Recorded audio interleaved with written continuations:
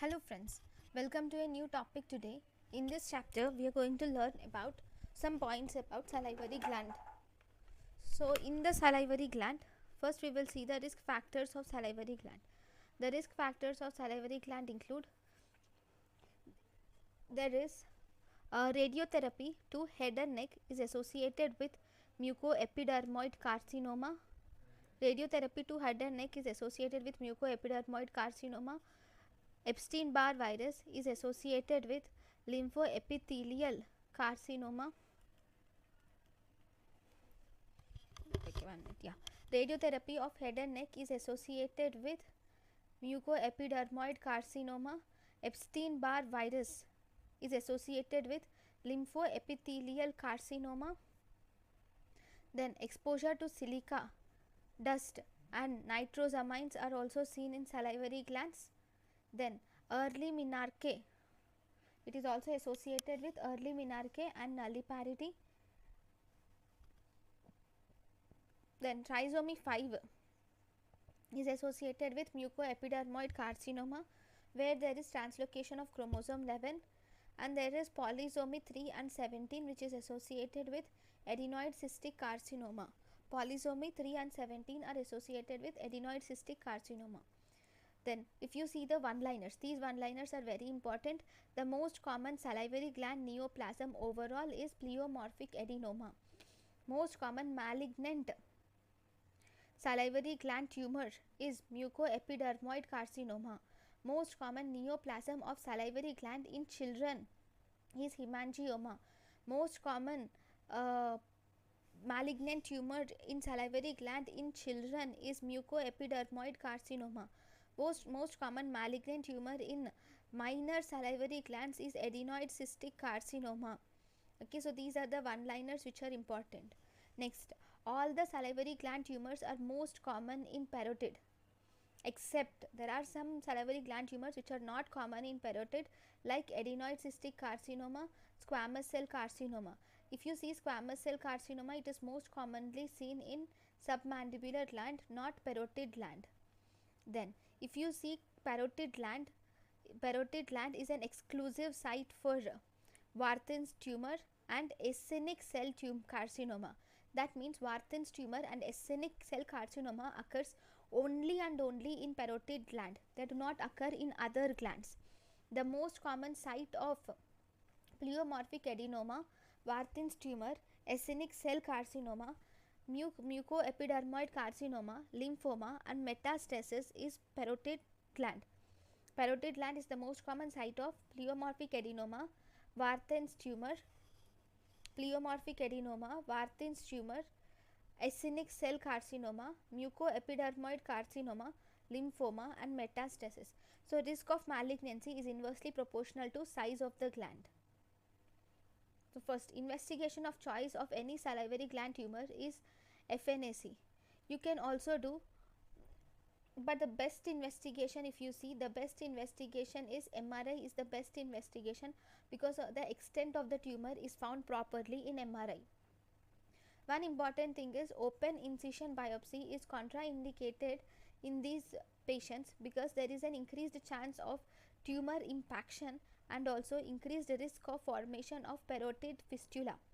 Because of parotid fistula and also chance of having tumor impaction in the tract, open incisional biopsy is contraindicated. Then if you see the benign and malignant lesions, we have two types of lesions, that is benign lesions and malignant lesions. Their distribution in the glands, if we see in the parotid gland 75% of those lesions are benign, whereas in only 25% are malignant in parotid gland. In submandibular gland 50% are benign and 50% are malignant. In minor salivary gland 75% of the tumors are malignant. So you should remember this. Then if you see treatment, we have surgical treatment. In the surgery we can have We can do superficial parotidectomy, deep lobe parotidectomy, total parotidectomy, or radical parotidectomy can be done. So in the surgery, superficial parotidectomy, deep lobe parotidectomy, total parotidectomy, or radical parotidectomy can be planned. In neck dissection, if you see, we can have clinically palpable nodes. If there are clinically palpable nodes, then that suggests there is high grade of malignancy. So in them you should do neck dissection, especially in clinically palpable nodes. And also high grade malignancy, you should do neck dissection. There is no role in chemotherapy. Here this parotid carcinoma, parotid tumors have no role in chemotherapy. These salivary gland tumors have no role in chemotherapy. We can do radiotherapy. Indications of radiotherapy include whenever there is high grade tumor or large primary tumor, high grade tumor or large primary tumor, or invasion into the nerves, that is perineural invasion into the bones, positive margins, cervical lymph node metastasis. In these cases we should do radiotherapy. Radiotherapy is mainly indicated for high grade tumor, large primary tumor, perineural invasion to bone, presence of positive margins, and cervical lymph node metastasis. In these we should do radiotherapy. Then if you see, the important incisions for parotidectomy are, we have three different types of incision for parotidectomy, which are lazy S incision, modified Bayer's incision, Sistrung's excision. I'll just show you the pictures of them. So lazy S incision and modified Bayer's incision are almost same. So here you will start from the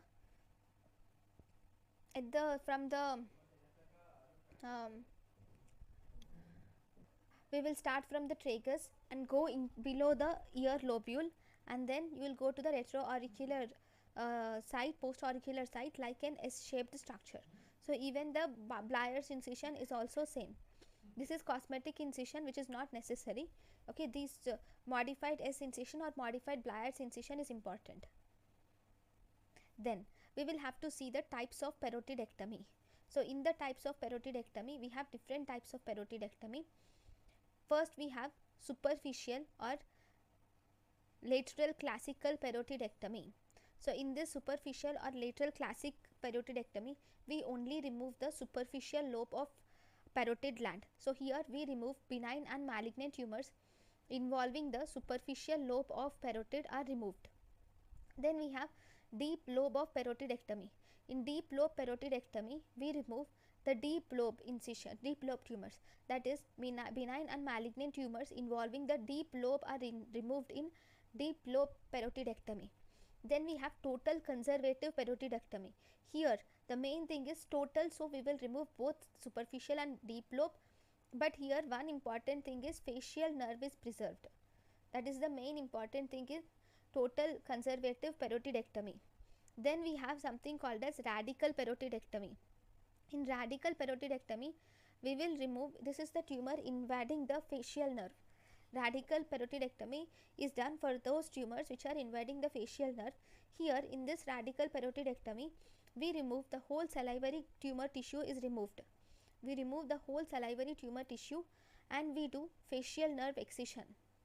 All salivary tissue is removed and we can do facial nerve excision is done for radical parotidectomy. In radical parotidectomy, we will even remove the facial nerve. Then we have something called as extended radical parotidectomy. In this extended radical parotidectomy, we do radical parotidectomy. That means we remove the whole of the parotid and the facial nerve, and along with that we even remove the adjacent structures like mandible, temporal bone, muscles. All these are removed in extended radical parotidectomy. Then once we have learned this, we will have to learn the surgical landmarks of facial nerve. So these are the surgical landmarks of facial nerve in the parotid gland. So we have one styloid process. It's not shown in the figure. We have styloid process. Tragal pointer is a surgical landmark. Then we have temporomandibular suture, which is the most common surgical landmark. Then we have retromandibular vein, posterior belly of digastric. So this is very important. Surgical landmarks of facial nerve include, see, this is the styloid process, okay, this is the cartilaginous pointer, that is nothing but tragal pointer. Then the digastric muscle is a surgical landmark, and the vein, that is retromandibular vein, and the tympanomastoid suture. So these are the main surgical landmarks of facial nerve. Then what about complications of parotidectomy? Complications of parotidectomy which include, we have facial nerve paresis. So whenever there is parotidectomy, the most common structures involved are facial nerve and the nerves around it, right? So whenever there is facial nerve injured, it causes facial nerve paresis. If salivary duct is involved, then it causes salivary fistula. Involvement of salivary duct leading to formation of salivary fistula. There can be due to the greater auricular nerve might get sacrificed, resulting in sensory abnormalities. Fraze syndrome is mainly due to the abnormal aberrant formation of nerve tracts, result in Fraze syndrome, where while the person is eating, there is sweating seen in the parotid region, that is Fraze syndrome can occur. Then so this is Fraze syndrome, or we have auriculotemporal syndrome. This Fraze syndrome is also called as gustatory sweating. Gustatory means taste, that is while eating there will be sweating, so that is gustatory sweating. So here this Fraze syndrome mainly occurs due to the injury of auriculotemporal nerve. Because of the injury of auriculotemporal nerve, there is cross innervation of parasympathetic secretomotor fibers with sympathetic fibers of sweat gland. The parasympathetic secretomotor fibers, which will secrete the saliva, they become crossly innervated with sympathetic fibers of the sweat gland. Those sympathetic fibers are mainly the greater auricular nerve. This is called as Fraze syndrome. Then if you see the clinical features of Fraze syndrome, so in this Fraze syndrome, when the person is tasting the food or smelling the food, there is autonomic stimulation, and this autonomic stimulation causes sweating and erythema in the parotid region. On tasting or smelling the food, there will be auricular stimulation, autonomic stimulation, thus causing sweating and erythema at the parotid region. There is some test which is done, which is called as minor starch iodine test, can be done to diagnose the Fraze syndrome. So in this Fraze syndrome, the treatment is one can use antiperspirants can be used, or Botox injections can be used, or we can do tympanic neurectomy can be done in non-responding cases. Tympanic neurectomy is removal of this aberrant connections. See, this is the picture which is showing the iodine test, and here if you see after some time you will see brownish discoloration due to the starch content in the test. Okay, then if you see, we have parotid fistula. Parotid fistula can be divided into two types. One, we have internal parotid fistula. Second, we have external parotid fistula. In internal parotid fistula, the opening is present inside the mouth. If the opening is present inside the mouth, because it is internal, we call it as internal parotid fistula. If the opening is present outside, then we call it as external parotid fistula.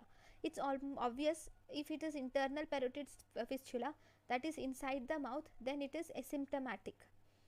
Then if you see the risk factors of parotid fistula are, there will be rupture of, whenever there is rupture of parotid abscess, the main risk factors include, the main important one is whenever there is rupture of parotid abscess or penetrating injury, incision and drainage of parotid abscess, or after superficial parotidectomy. So whenever these causes are there, then there is increased chances of having parotid fistula. In all these causes, in one way or the other, there is injury to the duct of the parotid gland.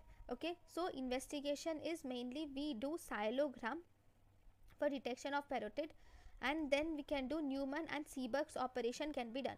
Newman and Seeberg's operation can be done for parotid fistula. And if you see, clinical features mainly depend upon the fistula opening. So we have two types of fistula.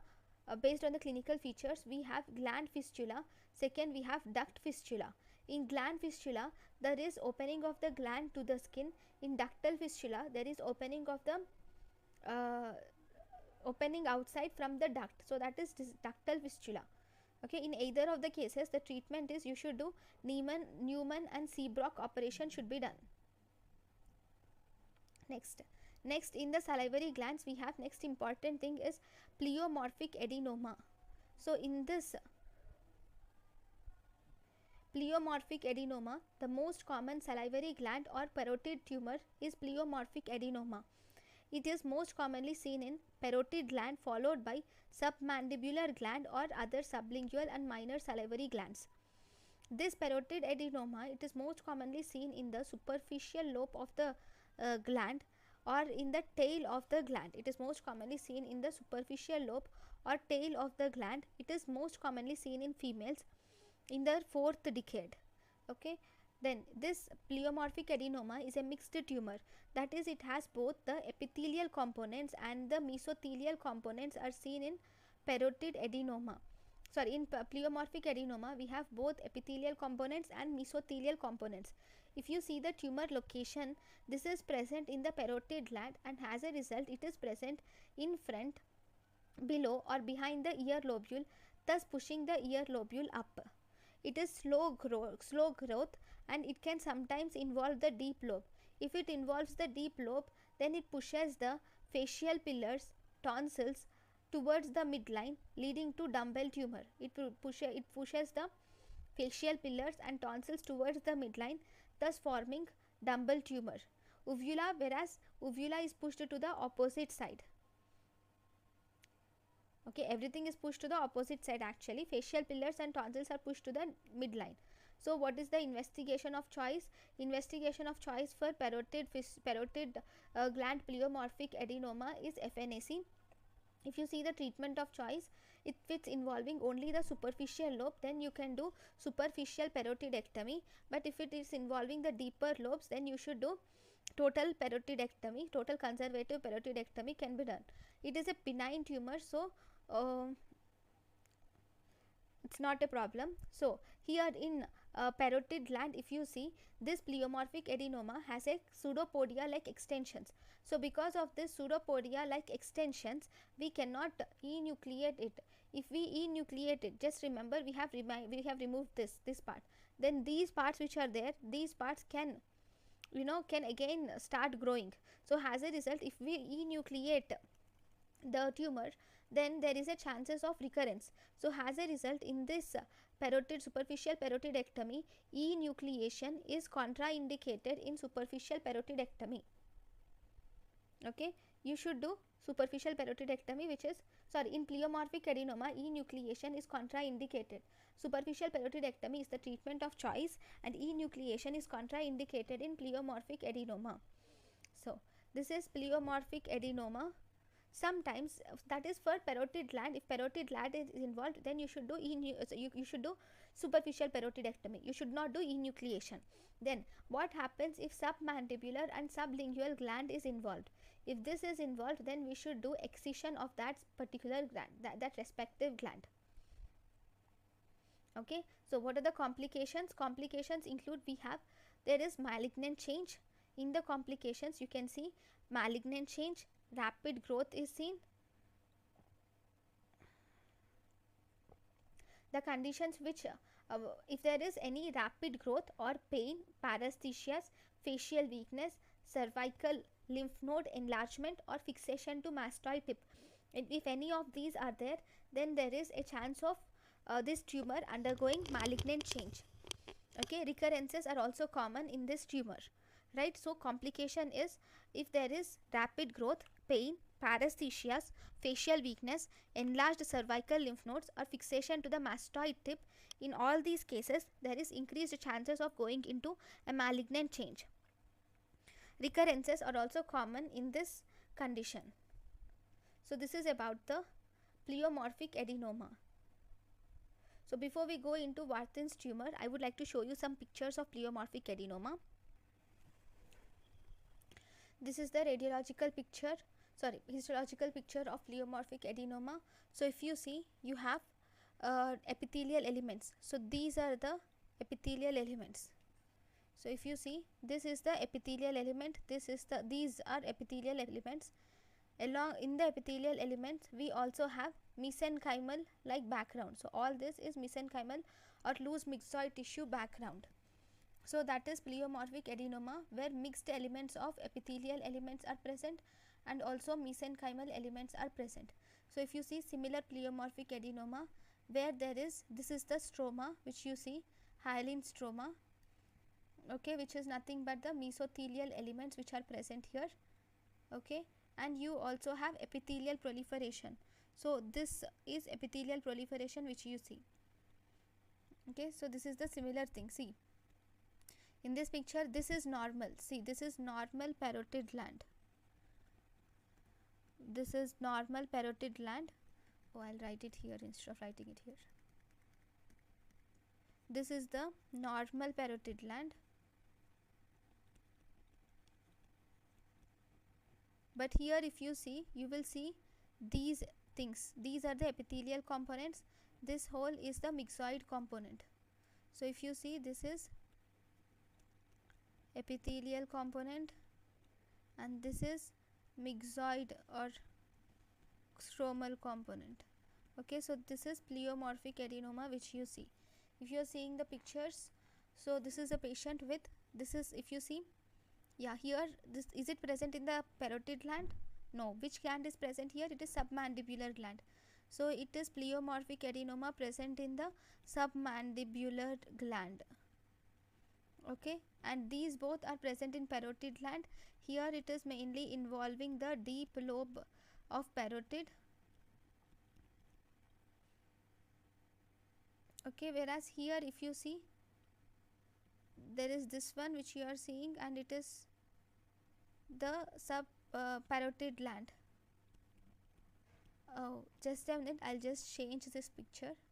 See, this is a better picture which is showing the parotid gland involving the deep lobe, and here if you see, uvula is shifted to the opposite side, and you will also see the posterior tonsillar fillers, all these are shifted to the midline, okay. So this is deep lobe of parotid gland.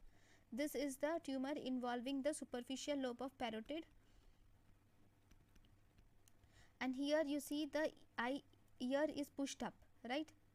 It's not clearly seen because it is small tumor, but here the parotid is pushed up. Sorry, ear is pushed up due to this parotid gland. So if you see this same tumor, you see it is here, okay. So this is the picture showing the deep lobe of parotid. So if you see some more pictures, if you see, this is an MRI scan which is showing, this is the parotid tumor which you see, right? Even here, this is the parotid tumor which you are seeing, superficial. This is a deeper parotid tumor. This is involving deep lobe also. This is mainly involving the superficial lobe. And if you see here, this is the parotid which is showing mass lesion, okay. This is the MRI which is showing mass parotid lesion involving the superficial aspect of the tumor, parotid gland, okay. So this is about pleomorphic adenoma. The next important tumor is, we have Warthin's tumor. So what is this Warthin's tumor? Warthin's tumor, also called as papillary cystadenoma or lymphomatosum. Warthin's tumor, also called as papillary cystadenoma, lymphomatosum. Here you have mainly there is papillary cystic pattern is present, and here there is adenolymphoma, which is, it mainly involves the epithelial components and the lymphoid components. So this Warthin's tumor mainly involves two components. It has epithelial component and lymphoid component. So it is called as adenolymphoma. See, in pleomorphic adenoma, we have epithelial component and stromal component, whereas in Warthin's tumor, you have epithelial component and lymphoid component. That is the reason why we call it as papillary cystadenoma lymphomatosum, because it has papillary cystic pattern and it also has marked lymphoid pattern components. Then it is the second most common tumor of the parotid gland. It is exclusively seen in the parotid gland only. Exclusively seen in the parotid gland.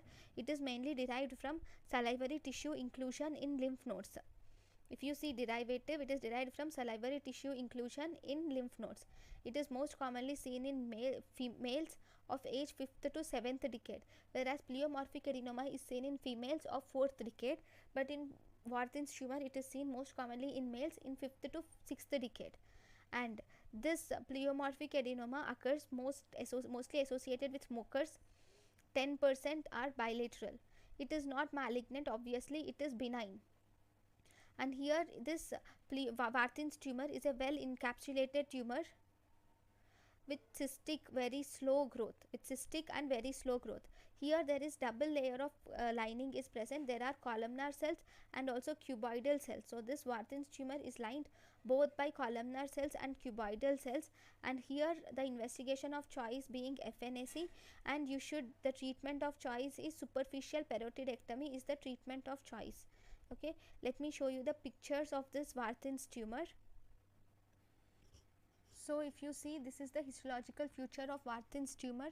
So in the Warthin's tumor you have two things, as I have said. These are the epithelial, these are the germinal center with lymph nodes. So this is the lymphatic component. This whole is the lymphatic component, whereas this is the epithelial component.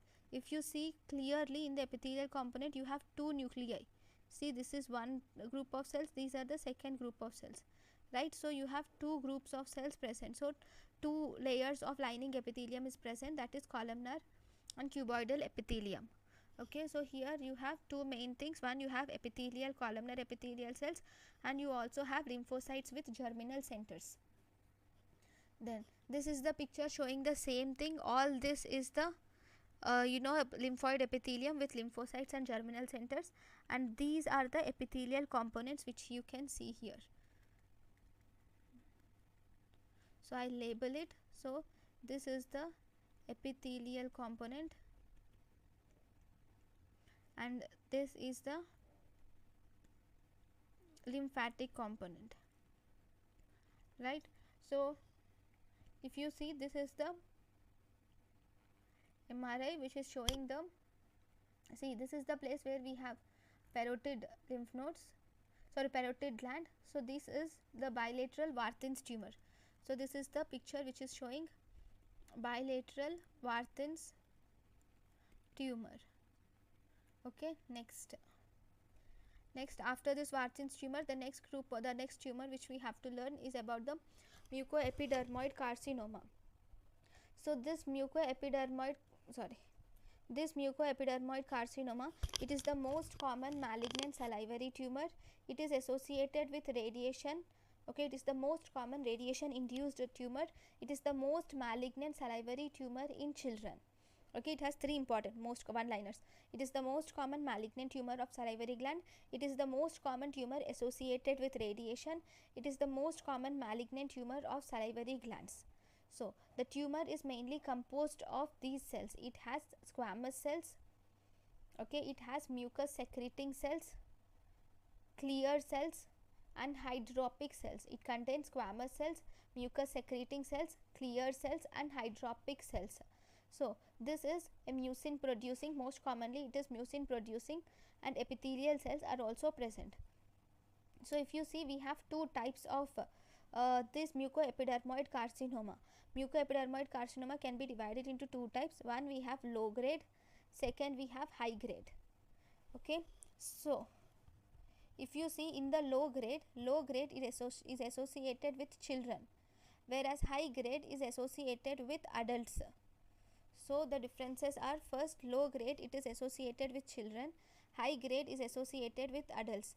In low grade we have mainly mucin secreting cells are present in low grade, whereas in high grade squamous cells are present in high grade. In low grade mucin secreting cells are present, in high grade squamous cells are present.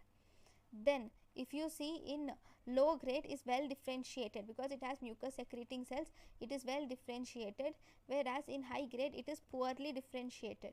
See, because it is well differentiated, it has good prognosis, and the treatment is, you can just do total parotidectomy can be done, whereas in high grade you can do total parotidectomy with radical neck dissection can be done in high grade. So this is about the low grade and high grade tumors of adenoid cystic carcinoma.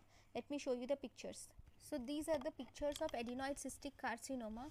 As I have already told you, in this you have different types of cells. Okay, this adenoid cystic carcinoma has solid and tubular cribriform pattern cells are present, and there are, see, this is a solid pattern cells are present, and these are cribriform, that is, in the cell tumors there are many holes or those areas without any cells. So there are cribriform patterns and solid pattern of cells are present.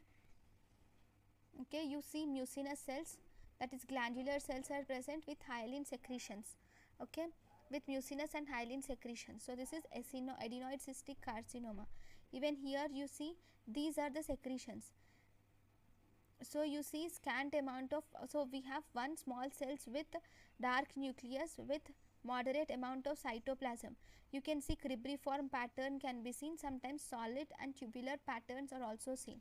See, in this picture you can see these holes, right? Here you can see this cytoplasm with this which is pink color of cytoplasm, which is nothing but the secretions. These are the secretions. So overall if you see, it gives an appearance of cribriform pattern, but this is the one which is tubular pattern, and this is the one which is solid pattern, at least till here. Okay, so we have different patterns of cells with fluid or cytoplasm or secretions in between is adenoid cystic carcinoma.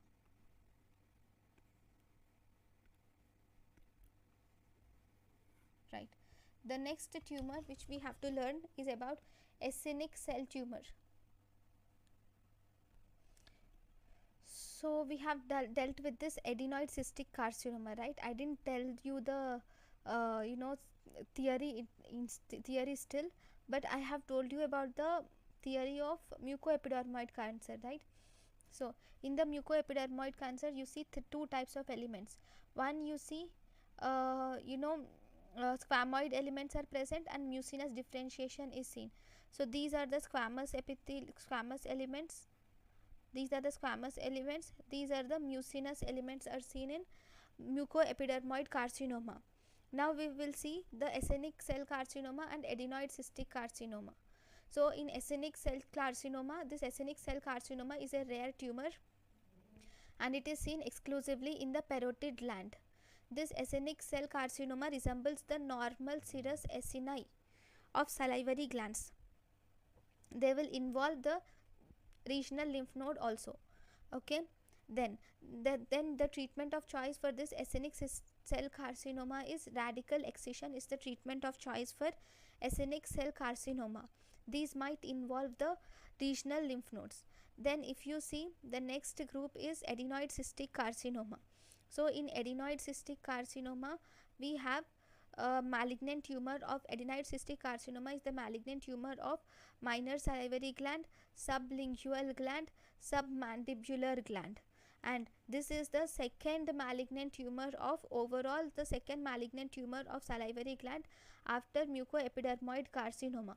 After mucoepidermoid carcinoma, adenoid cystic carcinoma is the second malignant tumor in salivary gland. So it is most commonly seen in hard palate followed by sinonasal tract. It is mainly seen in hard palate followed by sinonasal tract.